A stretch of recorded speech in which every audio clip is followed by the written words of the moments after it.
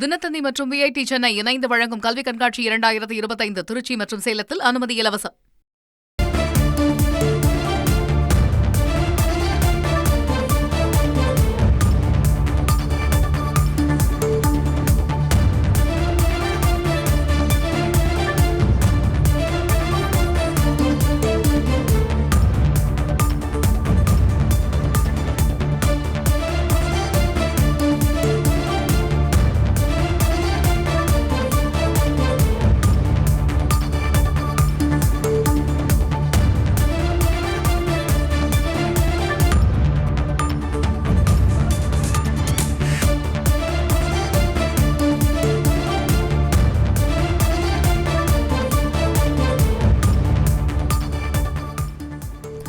டாஸ்மாக் வழக்கு விசாரணையில் இருந்து விலகுவதாக நீதிபதிகள் MS ரமேஷ், N செந்தில்குமார் அமர்வு அறிவித்திருக்கிறார்கள். கூடுதல் விவரங்களை செய்தியாளர் சுரேஷ் வழங்கிட கேட்கலாம். சுரேஷ் வணக்கம். இந்த வழக்கின் முழு பின்னணி என்ன?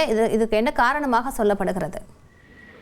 வணக்கம். டாஸ்மாக் தலைமை அலுவலகத்தில் கடந்த 6ஆம் தேதி முதல் 8ஆம் தேதி வரைக்கும் சோதனை நடத்திய அமலாக்கத்துறை இந்த டாஸ்மாக் நிறுவனத்துக்கு மதுபானங்கள் கொள்முதல் செய்தது, பார் உரிமங்கள் வழங்கியது போன்றவற்றில் கிட்டத்தட்ட 1000 கோடி ரூபாய் அளவுக்கு முறைகேடுகள் நடந்துள்ளதாக அறிக்கை வெளியிட்டுள்ளது.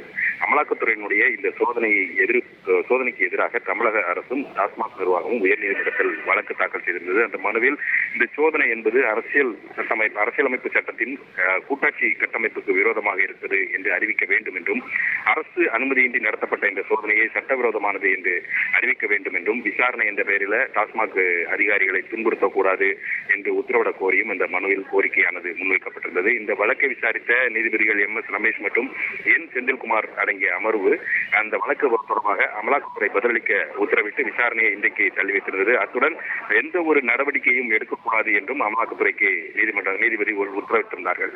இன்றைக்கு இந்த வழக்கு விசாரணைக்கு வந்தபோது இந்த வழக்கு விசாரணையிலிருந்து விலகுவதாக நீதிபதிகள் இருவரும் அறிவித்தனர்.